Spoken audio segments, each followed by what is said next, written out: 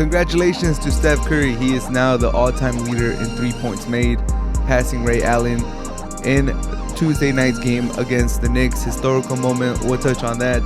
The Lakers are apparently looking to trade Russell Westbrook already. It hasn't been the smoothest of starts for the Lakers, and it looks like they are ready to break the team apart. Wolves beat Brighton 1-0. They finally score after 4 games without scoring. Wolves are back on track. Arsenal beat West Ham in a top 4 race matchup. They beat them 2-0, and they are now in the top 4. Man in the Arena episode 5 was amazing. It was great. This whole documentary has been great, but episode 5 was great. We learned more about Giselle, the relationship with Tom Brady and Giselle. Another loss to the Giants. We'll touch on that. It was another interesting episode of Man in the Arena. Chiefs and Chargers play tomorrow. Thursday Night Football is going to be a key matchup in the AFC West race. We'll touch on that. And the dreaded discussion of the day. Are we headed toward another sports COVID shutdown? A lot of leagues are reporting a lot of cases. What does this mean for the NFL, the NBA, and the Premier League, worldwide soccer? We'll touch on that. All of that on this episode of the Hard to Handle Sports Podcast. Let's get started.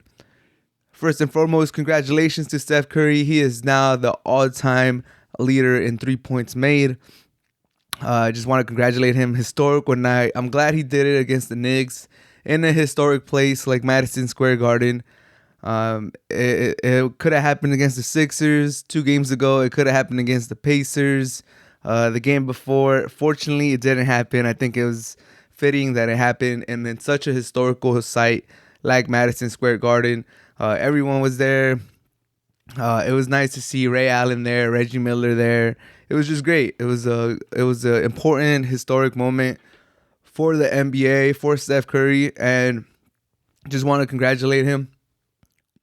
But where I disagree with people is they're kind of waiting for this moment to crown Steph Curry as the greatest shooter of all time. I think it's been apparent for like the last 6 years that he's the greatest shooter of all time. Once Steph Curry broke into the limelight, once he announced himself as a star, as a superstar in this league, as an all-time great, we knew that he was the greatest shooter of all time. This is kind of a formality, in my opinion. Like, we knew. I've been knowing, everyone's been knowing. Steph Curry's been one of the best players in the history of the NBA, let alone the best 3-point shooter of all time. We could have seen this coming. We could have predicted this 2014, 2015 when the Warriors were starting to become a threat, when they were, winning chips and stuff like that, when Steph Curry was breaking the records for most threes in a season. We could see this coming. It was only a matter of time, but it doesn't take away from the moment. It doesn't take away from how impressive this is.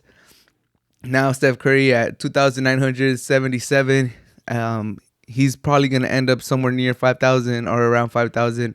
I think it's going to be hard for any player to catch up with him. The volume that Steph Curry has, the green light that he has, the system that he plays in with the Warriors, that they just allow him to find open spots.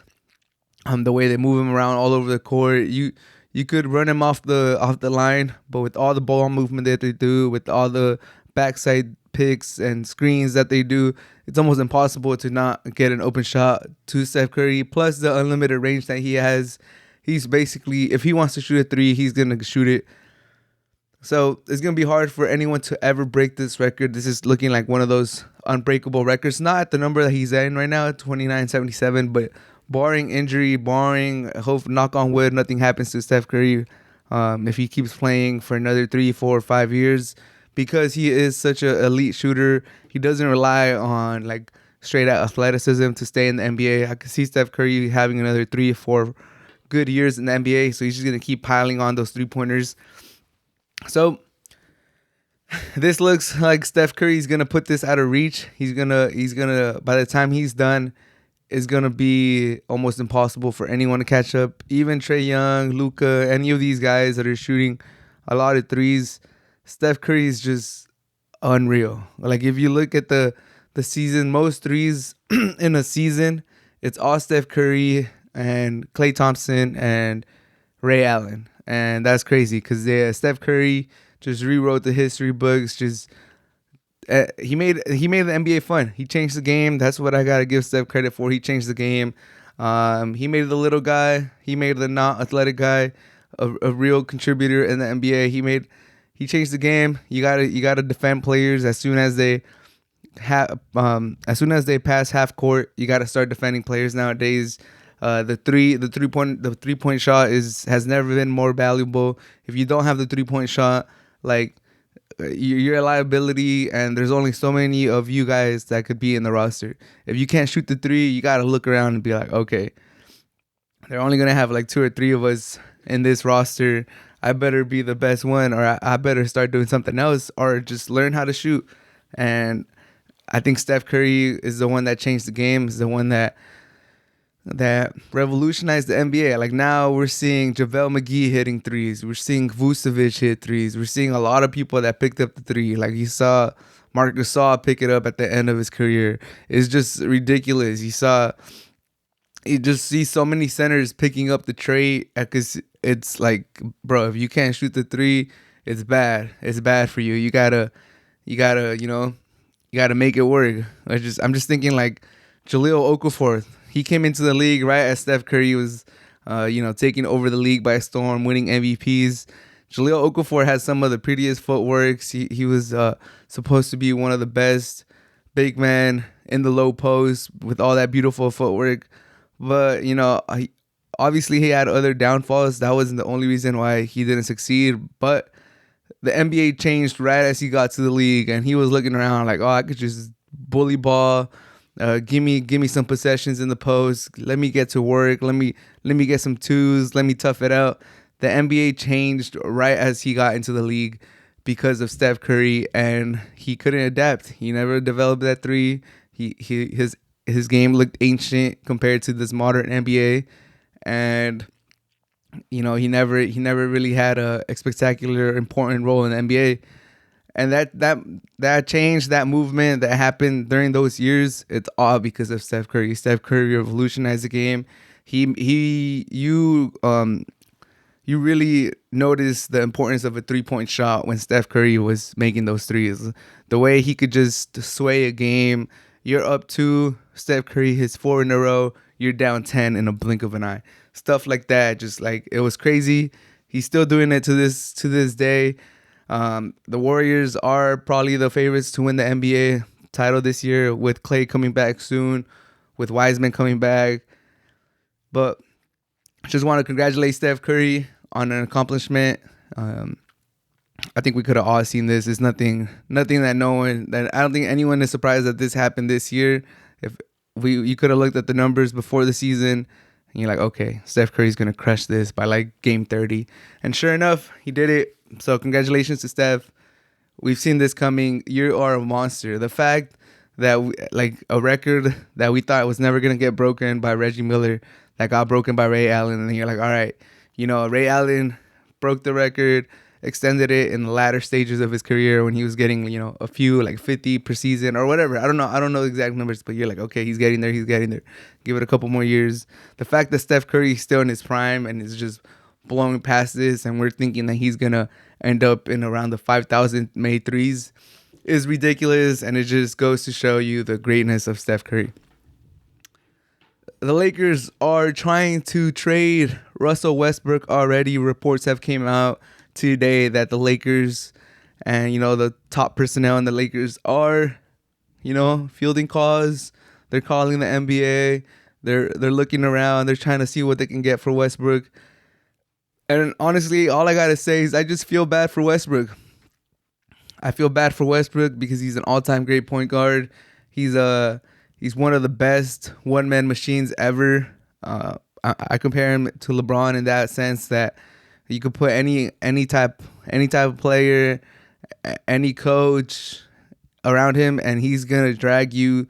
He's gonna drag you to the playoffs. The difference between Westbrook and LeBron is that Westbrook would drag you to the playoffs.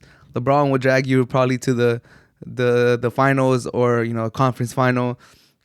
But that's no knock on Westbrook. He's an amazing talent, and if you need a franchise reviver, if you need someone to take you to the playoffs, if you've missed the playoffs for a lot of years, then Westbrook would be the guy that you want because he's going to revitalize your franchise. He's going to make you relevant. He's going to take you to the playoffs.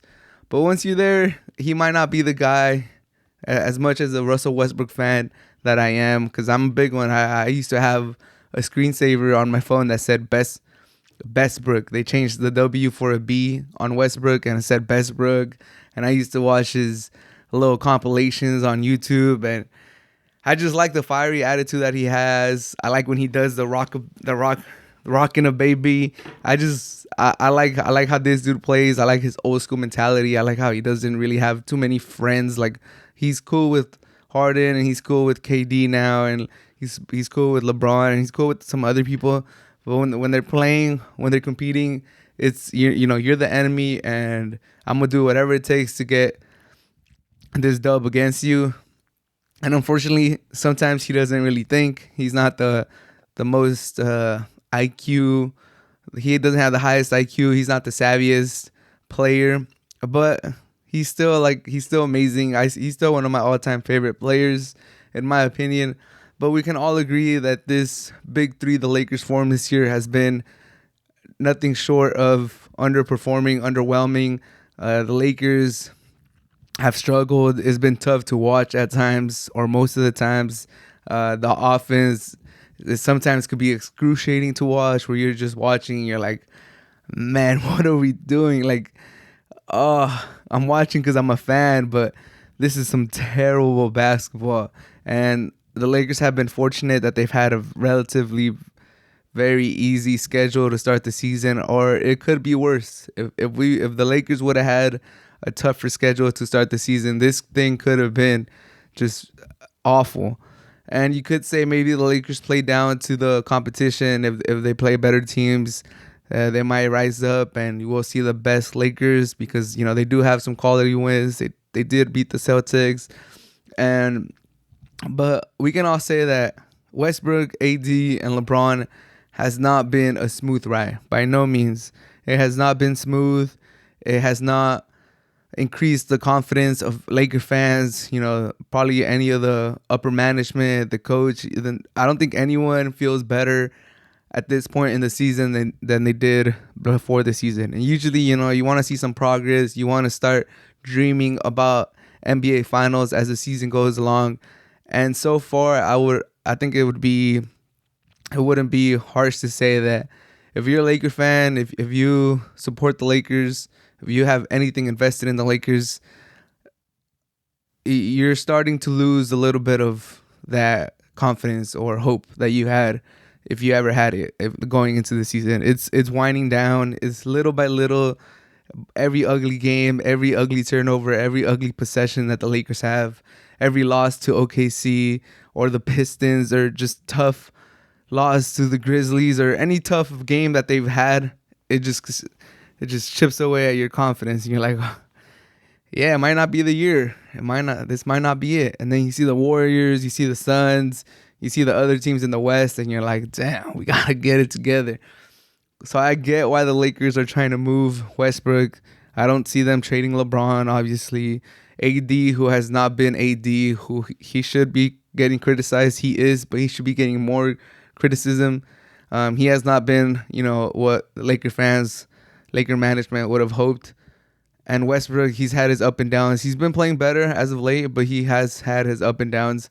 I don't think this is what the Lakers wanted, expected. So I do see, Westbrook being the easy out, being the scapegoat. I do see why Westbrook would be the one that would, be the one to leave. But I like Westbrook, man. I would like him to stay. My best case scenario, the Lakers are able to figure it out. Westbrook continues to be a Laker, and he gets a ring with the Lakers, and it's all kumbaya and everything. Everyone's happy. I'm happy. I get to see Westbrook get a ring, and he gets a little bit of revenge on KD for leaving him like that, just leaving him up and dry.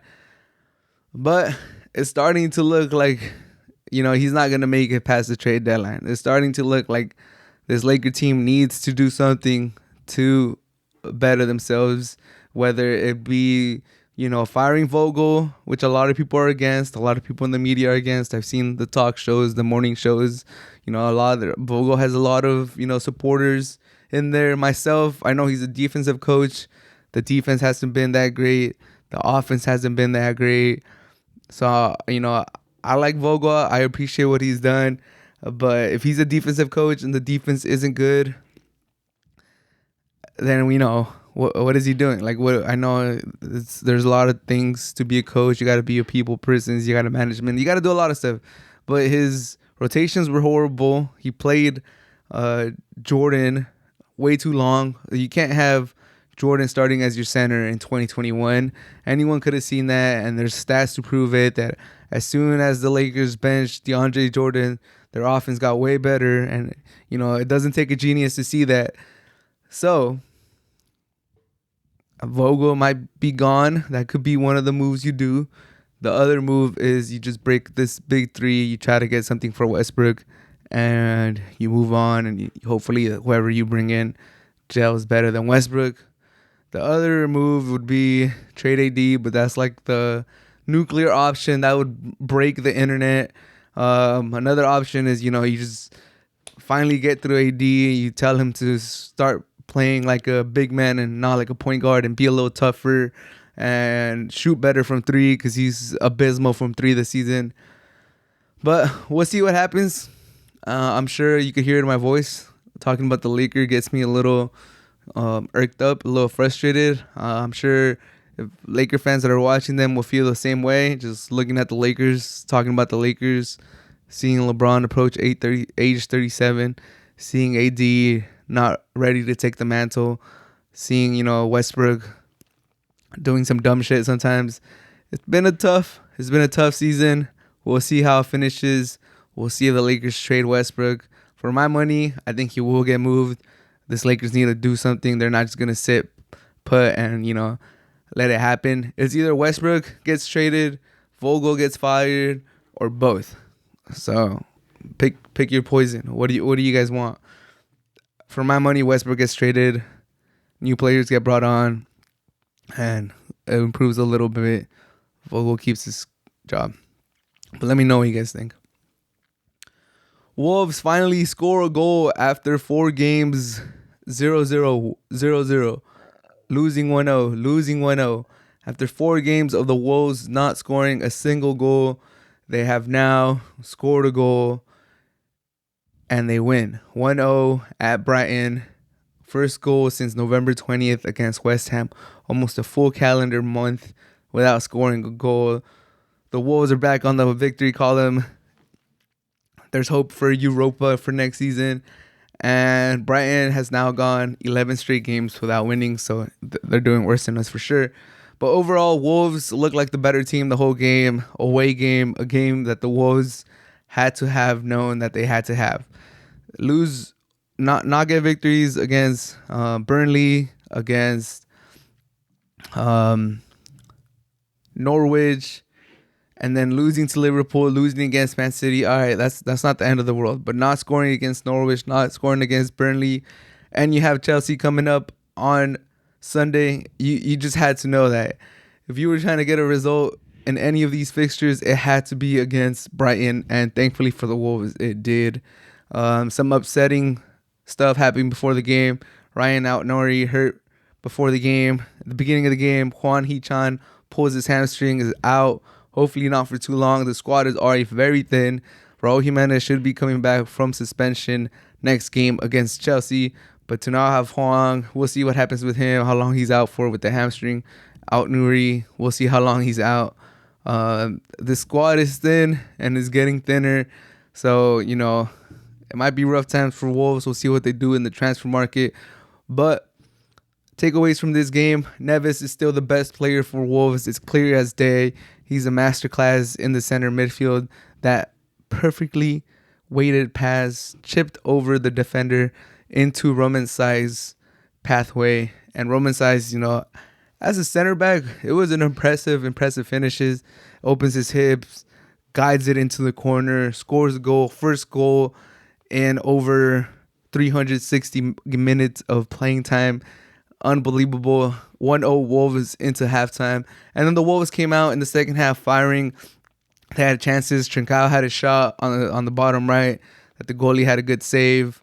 Marsal had a deflected. He tried to cross it, but it hit the post. There was other. I think Podence had a shot. Even Roman Saz had another one that hit the post. Wolves looked like an onslaught was coming. You thought they were gonna go 2-0, and you're like, okay, once you go 2-0, Brighton has to push up. They haven't won a game in 10 games. Get them in the counterattack. You'll see Adama in the counterattack. But, the game got halted quite a bit. The ref had some problem with his shirt, with his mic. I don't know, with his earpiece. He just had a lot of troubles. The game got halted for 5 minutes, resumed, and then it got halted again. It was just annoying. As a Wolves fan, you see the momentum going your way. You think you could put these guys away in the beginning of the second half, just a punch to the gut, just knock them out. They haven't won in 10 games. There's been boos at home. The coach is getting is talking about the fans not supporting them. Like, where were you guys before me, or something like that. So you just you want to punch them in the gut. You want to knock them out. You want to show them that go home, give up. But these revs pauses kind of kill the mojo, kind of kill the momentum. But thankfully for the Wolves, Brighton looked very toothless at the moment. They only got 2 shots on target. They did have some chances that they couldn't finish. They kind of skied it and didn't even get it on goal. But thankfully for the Wolves, they're able to hang on. The defense has been amazing. 4 games where you don't score a goal, yeah, that sucked. But it had been 5 games, and they had only given up 2 goals. Gave up 0 against West Ham, 0 against Norwich, 0 against Burnley, 1 against Liverpool, 1 against Man City, and the Man City one was a penalty. So that defense has been amazing. It's been great. When Bruno Lage came into the Wolves, we were sold on this offensive style, like Bruno ball, like he's gonna unlock Adama Traoré. He's gonna ease Raul Jimenez back into the form. Like, we were thinking about he's gonna develop Silva. It was Bruno ball. Bruno ball is going to be offensive. It has been nothing like that. But surprisingly, the defense has really stepped up, and we'll take that. Probably the 3rd best defense in the Premier League, I believe. It's been good stuff. Good to see the Wolves score again. Find that feeling of scoring a goal. And we'll see how the Wolves do against Chelsea.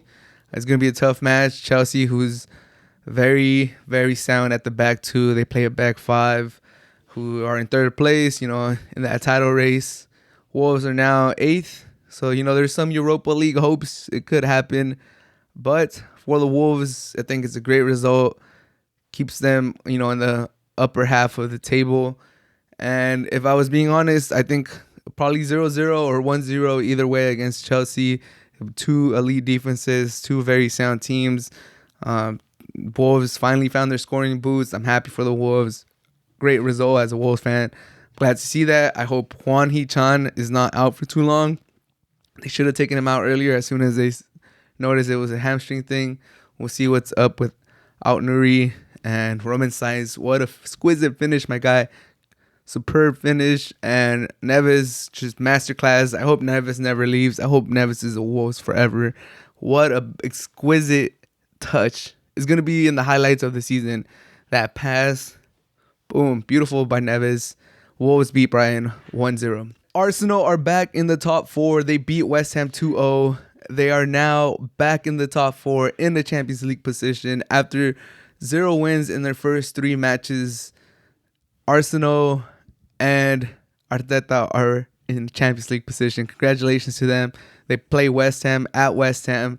And, this is that battle for the 4th spot. I said it, I think last episode or the episode before that any one of these 4 teams, Tottenham, Manchester United, West Ham, Arsenal, they have what it takes to be that 4th team. It's a 3-horse race for the title, and it's a 4-horse race for that 4th spot. And Arsenal versus West Ham, direct battle for that spot. Arsenal beat them. They jumped to 4th place. Now they have 29 points. West Ham 28. Man United has 27. They could jump to 30 and take that 4th spot from Arsenal. But whew, what a game. Um, West Ham didn't really look too exciting the whole match. If I'm being honest, it looked like they didn't wake up on the right side of the bed. Arsenal definitely looked like the most dangerous team. They had the more chances, but there was some controversy. Vladimir Kufal was sent off on a double yellow. The first yellow, he tried to cut off Tierney as he was passing him. Nothing malicious on it, just a regular arm across his body. Tierney sold it pretty well. Just got his head in there, fell down. He sold it pretty well. Yellow card to Vladimir. And then Arsenal was attacking on another one. He goes to the ground, gets the ball, but clips Lacazette. Lacazette goes down, sells it too. I think both of them were a little harsh.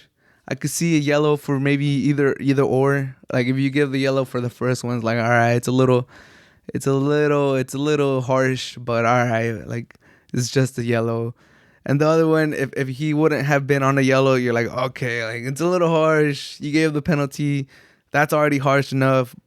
Give him a yellow. All right. But for both of them to be harsh, it just leaves a very, very, very sour taste in your mouth, especially if you're a West Ham. I'm a neutral, I'm a Wolves fan, and it left the sour taste in my mouth. So I can only imagine what West Ham fans are feeling or going through. But nevertheless, West Ham looked toothless. Arsenal looked like the more dominant team. Lacazette, Odegaard, Martinelli, they all played really good games. Martinelli had a great finish for the first goal, opening up his hips, placing it on that bottom right corner. That Thierry Henry signature finish, opening the hips, finding the bottom right corner. Beautiful, beautiful goal. And then Lacazette missing the penalty. Good for Fabianski for stopping that. And Smith Rowe, what a beast. Smith Rowe, he's a beast, man. They had a counterattack. Smith Rowe has the ball, holding the ball, waiting for players to make their runs. Space opening up. You're kind of like, I know Arsenal fans were probably like, do something. But man is composed. He's so young. He's so composed. He carries the ball. Boom, shoots. Bottom right corner, 2-0 game. Arsenal top 4. And it's impressive. Shout out to Arteta for turning it around. I'm not gonna lie, I was one of the people that were calling for his head, but I don't feel bad about it because all the Arsenal fans that I know were calling for his head too. So if Arsenal fans are calling for the head, why can't I as a neutral? So I think it was merited for people who were calling for his head. But thankfully, Arsenal played the long game and he was able to turn it around. He's now top 4. We'll see how he finishes the season. It's a long season. We're not even in Christmas yet, so this could all be a mute point too. If he has a rough spell after Christmas, after Boxing Day, we'll see how the season plays out. But right now, it looks like he's turned it around. It looks like the team has invested in him. He obviously played a heavy hand, taking the captaincy away from Aubameyang, leaving him out of the squad. But the team reacted well. The team full of youngsters, full of energy, full of players that are trying to, make a name for themselves. They all responded pretty well. They all look solid out there. Martinelli has really impressed me. I'm excited to see him develop. Obviously, they have a lot of promising player like Saka, Odegaard. We'll see how they developed. Right now, for them, a crucial victory against West Ham, a team that's in a direct competition for that 4th and final Champions League spot. So shout out to Arsenal, shout out to Arteta. They did look like the dominant team. If you're West Ham, you're gonna harp on that red card, on that double yellow.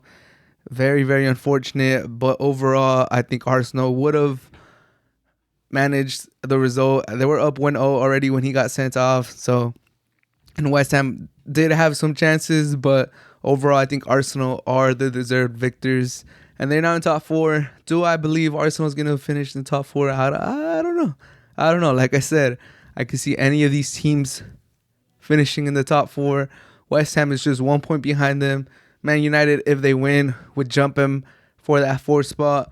Tottenham, who have 3 less games played than Arsenal, if they get just 4 of those points, they would be jumping them, and they have 9. So if they get 4 out of 9, that would be jumping them. So by no means is this 4th spot locked up by Arsenal. Yeah, and the table is a little, it's a little skewed right now because, Manchester United hasn't played. Tottenham has some missing games.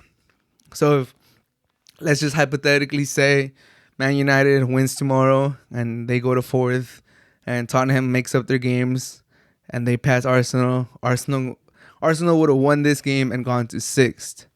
And then you wouldn't, it wouldn't have been the same, sense of accomplishment from Arsenal after this victory. It would have been like, okay, they won and they moved to 6th. Okay, good for you guys. You guys are in the Europa League spot. But because Manchester United play tomorrow and Tottenham has some games they need to catch up on, Arsenal are in 4th. So congratulations. But, take it with a grain of salt. That's what I'm trying to say.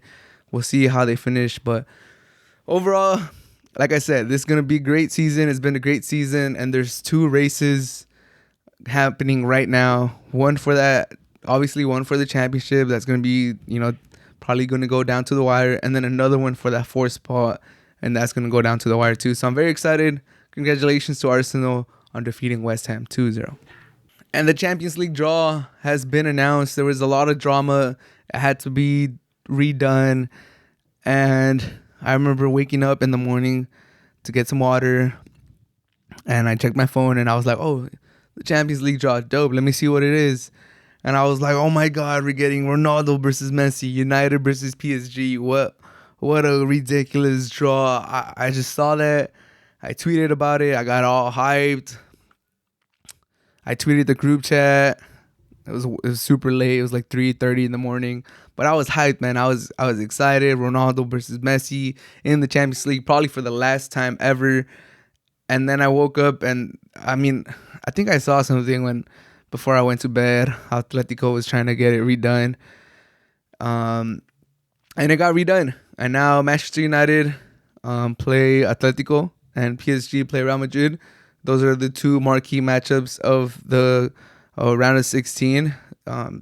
Both of them very interesting. I'm gonna try to watch both of them when Champions League returns. Atletico versus United. That might be more difficult for United than PSG, just because United sometimes they lack a lot of creativity.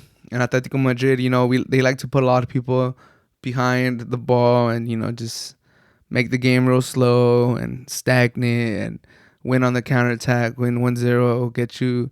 They love doing that. United is not the most free-flowing, creative team right now. So they could have probably liked to go and play the counterattack themselves against a team like PSG. We'll see how that goes. PSG versus Real Madrid. Real Madrid right now in La Liga look like the best team in La Liga. It looks like they're going to run away with La Liga, which is impressive. Obviously, Real Madrid, La Liga, important league. But overall, La Liga does look like it's taking a step back this last few seasons, especially this season with Atletico Madrid and Barcelona not being, the mainstays that they have been in, the last decade, 2 decades, since the start of time. They're not the teams that we're accustomed to them. So obviously Real Madrid, we got to see how good they are. Champions League is a good barometer. They look good in the league. They look great in the league. We'll see how that translates to Champions League. PSG, Messi obviously has a lot of matches against Real Madrid. Storyline right there. Sergio Ramos going back to Real Madrid. We'll see how the reception is. I'm sure they're going to applaud this man like crazy. He's a legend. So, Keylor Navas going back to Real Madrid. There's a lot of storylines. There. It's going to be a good game. I'm excited to see how it plays out. But, man, was I excited for United versus PSG. I was so excited. When I woke up and I saw that, I tweeted about it. I got all hyped. And then, maybe we can still see it. We can still see it in the quarterfinals or semis or something. But it would have been great for the round of 16s. The official round of 16 draw, FC Salzburg versus Bayern Munich. Sorry, Salzburg. You're going to get ran through by Bayern probably. Sporting versus Manchester City. Benfica versus Ajax.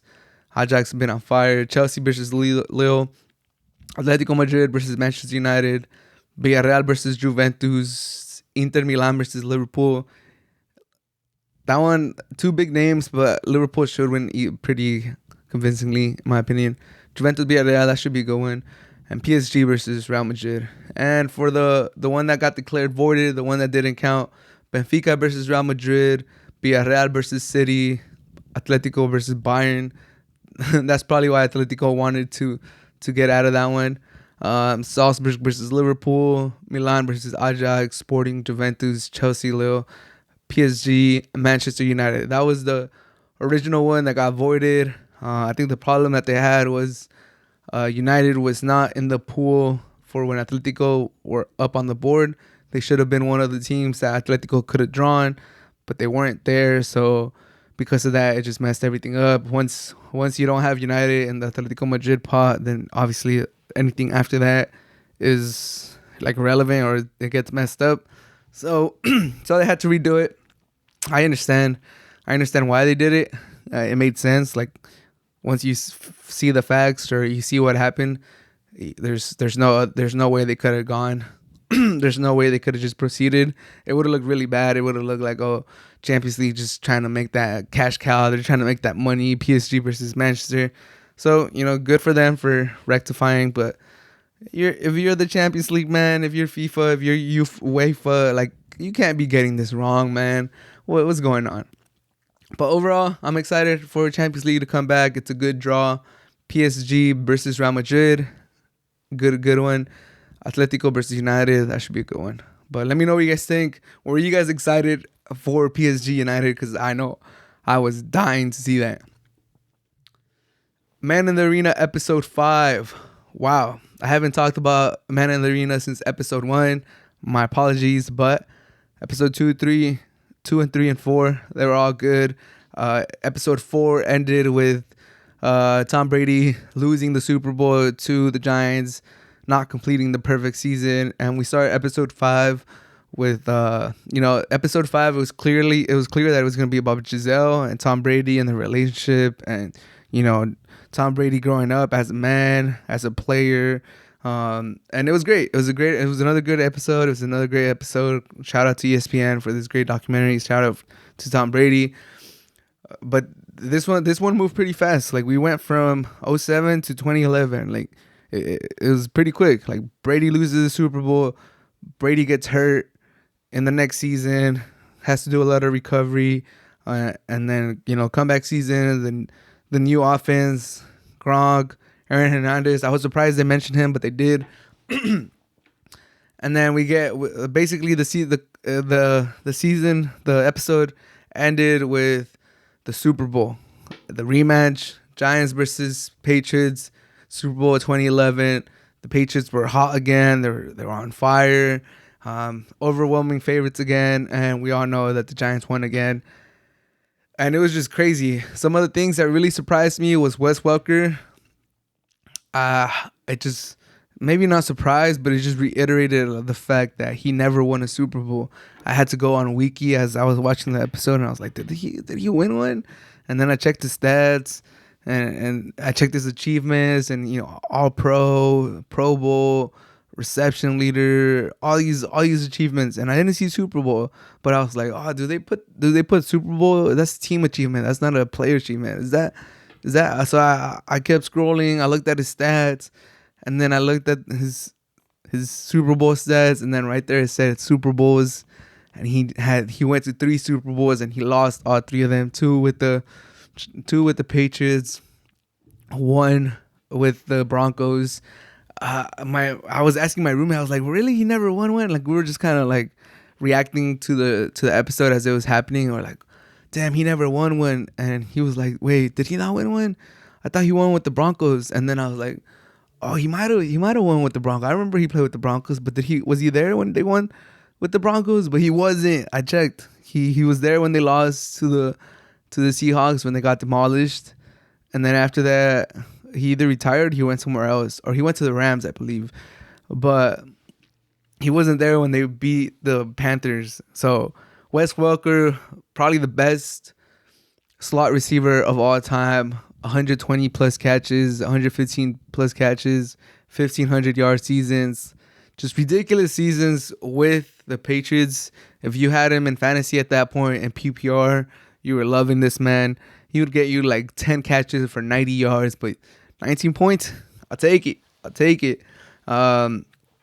Bill O'Brien was also a highlight or a mainstay in this episode. He kept appearing. It's funny because it looked like he kept saying, like, if you want to coach Tom Brady, you gotta let him do his thing. You gotta accommodate him or something like that. But it kind of just looked like Bill O'Brien was riding Brady's coat. Like it looked like Brady got this man jobs. Like for a second, towards the end, he started looking a little better. They were telling stories about how he was fiery, and Brady and him would go at it, and they would scream, and then they would be bros again, and that kind of helped even them, make him look more on par. But for a minute there, it looked like Bill O'Brien. He was like the OC, the quarterback coach, and he was the one calling the plays. But for the beginning, it kind of looked like, all right, Brady, what do you want to run? Oh, what are you thinking here? And then Brady talks, and then Bill O'Brien kind of says something, and Brady's like, no, let's do this. I want to do trips. Trips helps me with the blitz. And then Bill O'Brien's just sitting there like, oh yeah, it does help you, huh? Yeah, all right, let's run it. And me and my roommate were just laughing, like, damn, was Bill O'Brien doing anything, or was he just being like Brady's yes man, kind of like, oh, we should do this. Oh yeah, you're right, we should do this. But towards the end, he looked a little better. But it was just funny because, as we all know, Bill O'Brien did not have the best tenure with the Texans. He's probably one of the main reasons why they're struggling so much this year, or in recent times. He traded a lot of picks. It was bad. He traded Hopkins. He got Johnson. He made a lot of bad moves with the Texans, and a lot of people already think of him as inept, including myself. He's not a good coach. He's not a good GM.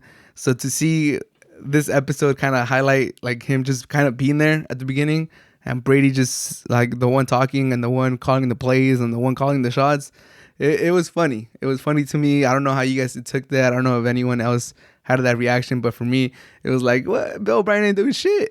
It's all Brady, and he's getting credit, and that's probably how he landed a job. Like, yeah, like I do everything, and then you see this film, and you're like, oh, it was really Brady.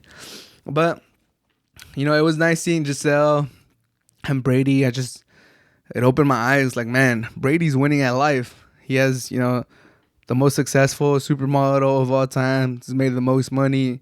He has, kids, houses, Super Bowls. But even him admitted to having, being insecure. He was being insecure when he was coming back from the injury, when he was gone for the season. He talks about how tough it is to be away from the team, feeling like an outsider. And that drove him to, always fight for his position. Like, he basically said, nothing's guaranteed.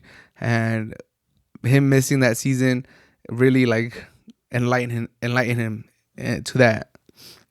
Like, oh, you think you deserve something? You think something's owed to you? All right, try sitting out a season and see what's owed to you.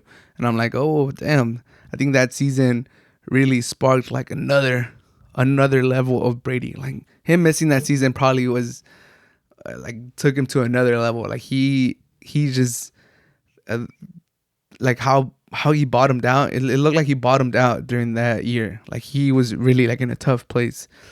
But they say pressure makes diamonds, and that's probably what happened to Tom Brady.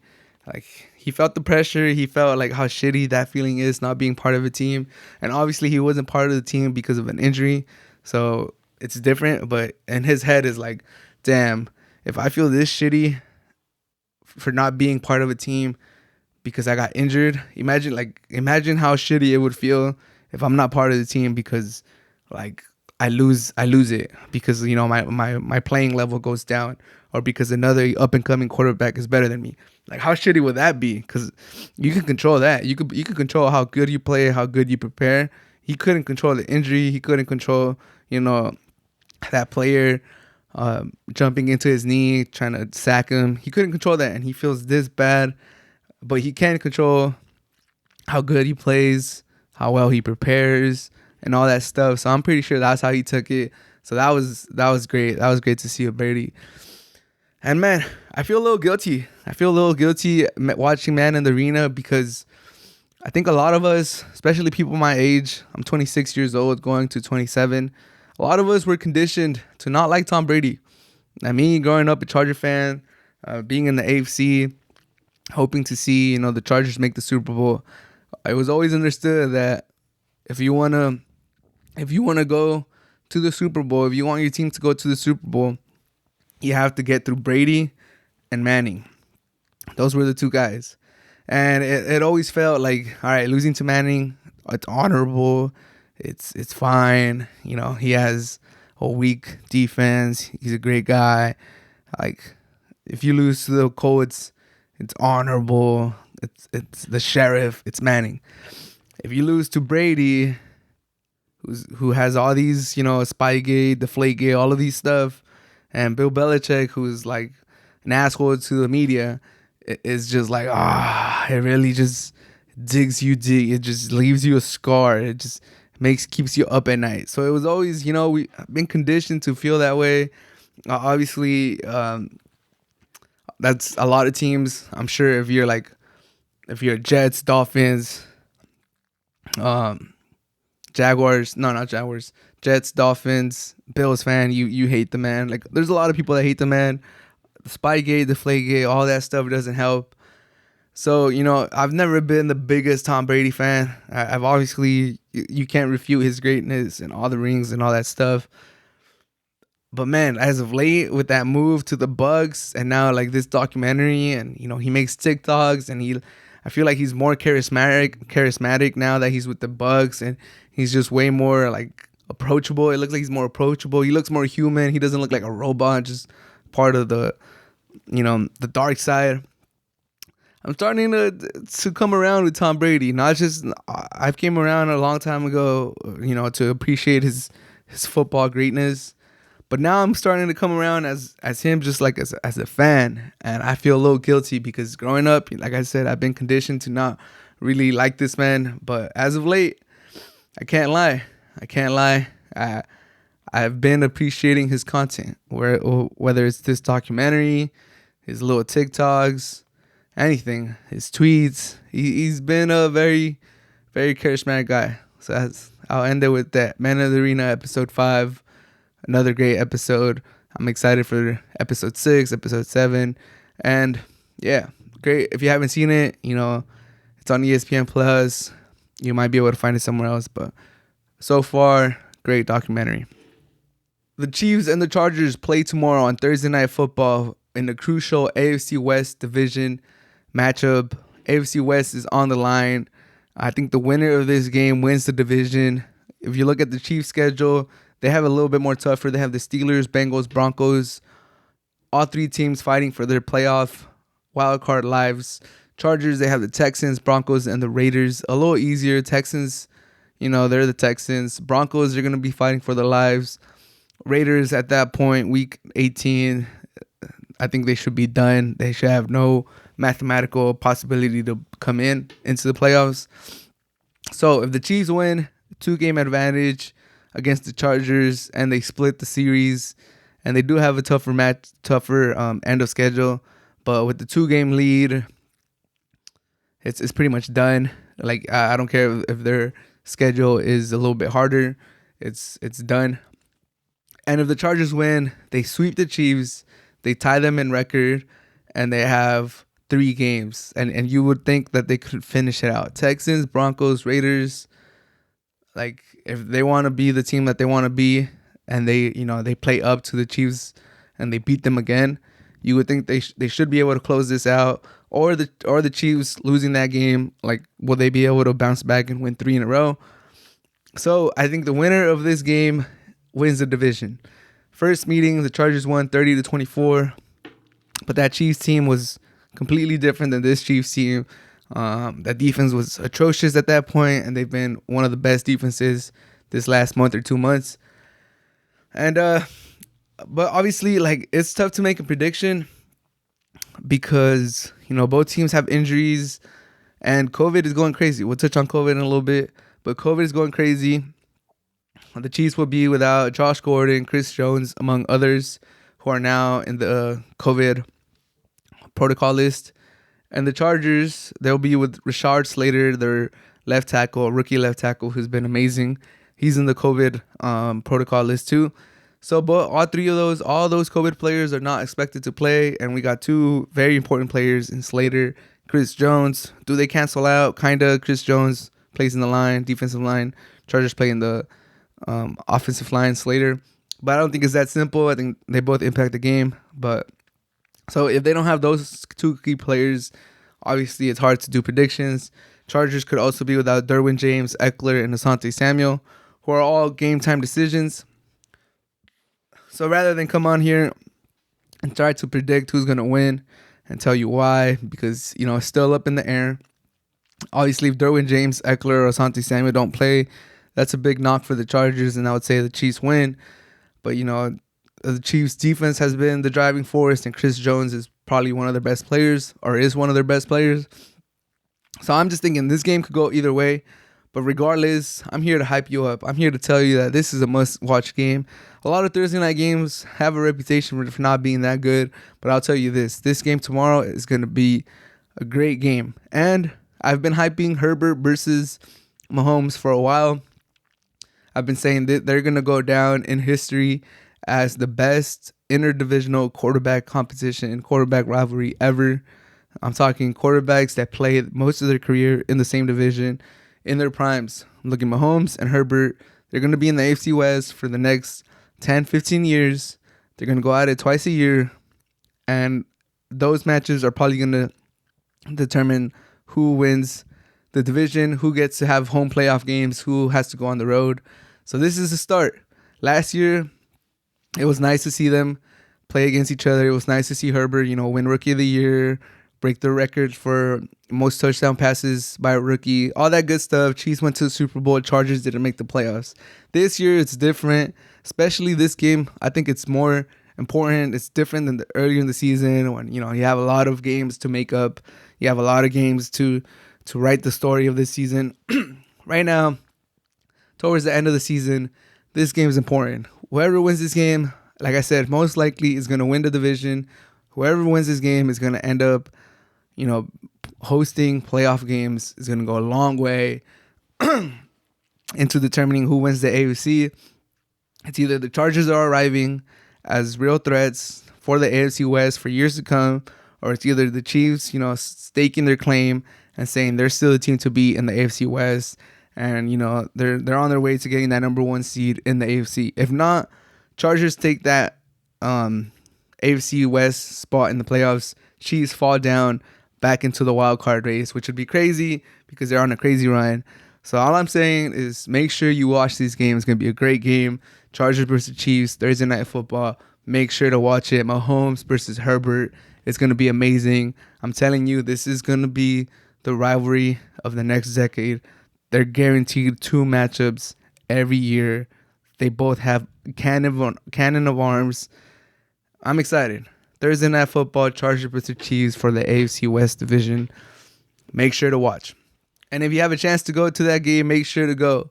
Because are we headed towards another COVID shutdown?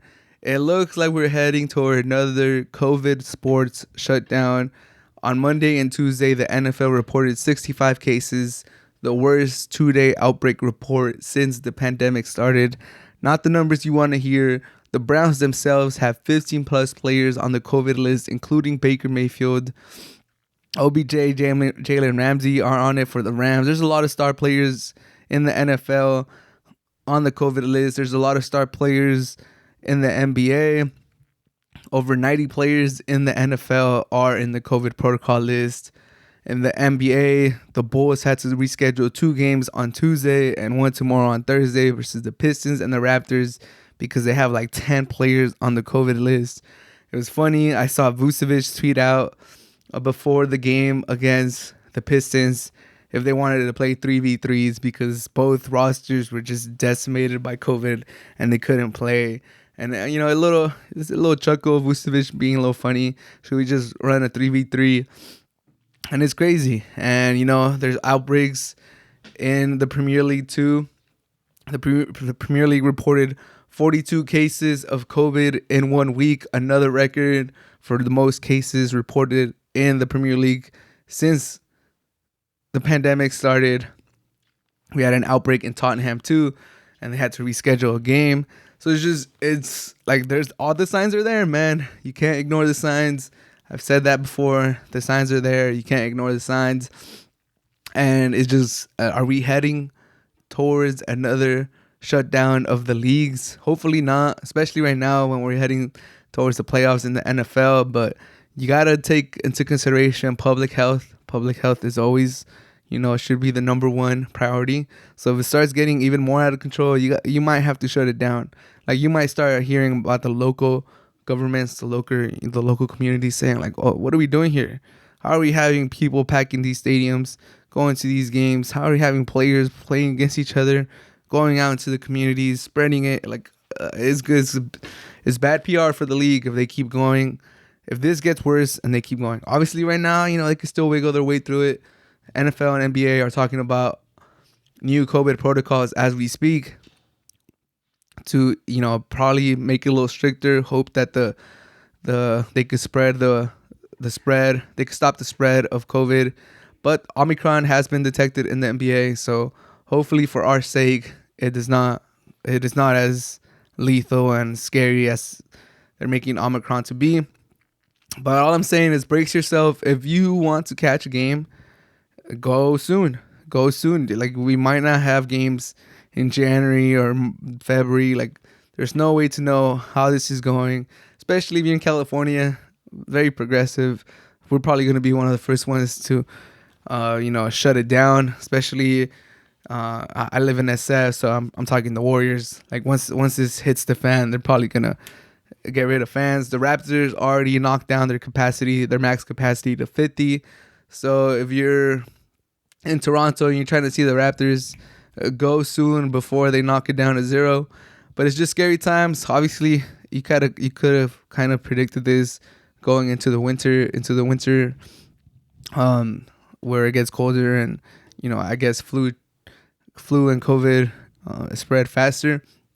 So we'll see how the leagues respond to this. We'll see if we're able to power through or if there has to be some sort of pause or something. But it looks like we're heading towards another sports shutdown. It's sad to say, obviously, for me who loves sports, who has a sports podcast, but I don't want to jinx it. I don't want to speak it into existence, but I'm just saying it doesn't look good, man. Like, if we're having 65 cases reported on Monday and Tuesday, who's to say we don't get 90 next week? Who's to say we don't hit 100? And if you're seeing those numbers, if you're hitting triple digits in a 2-day span, like, there's gonna be a lot of pressure. There's gonna be a lot of pressure to shut this whole thing down. So, if you guys watch the Pat McAfee show, there's been a lot of times when they've said, we beat COVID, but I've thought that too. I'm like, okay, we're getting through it. Look at these numbers; they're going all the way down.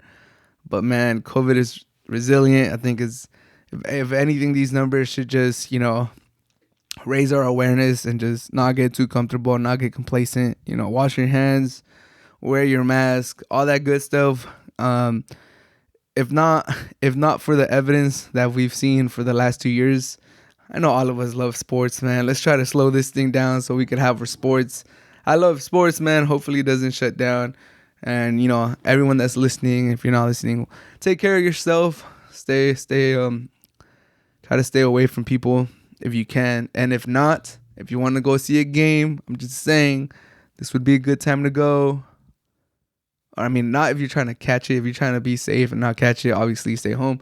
But if you're one of those people that are like, okay, like, I haven't seen a game in the last 2 years, I was thinking about going maybe in March or May or something, it might be time to get in there before it gets shut down, because it looks like it might get shut down. But that should do it for this episode of the Hard to Handle Sports Podcast. If you made it to the end, as always, I appreciate you. Thank you so much for listening. And have a great rest of your day. Stay safe, wash your hands, and take care.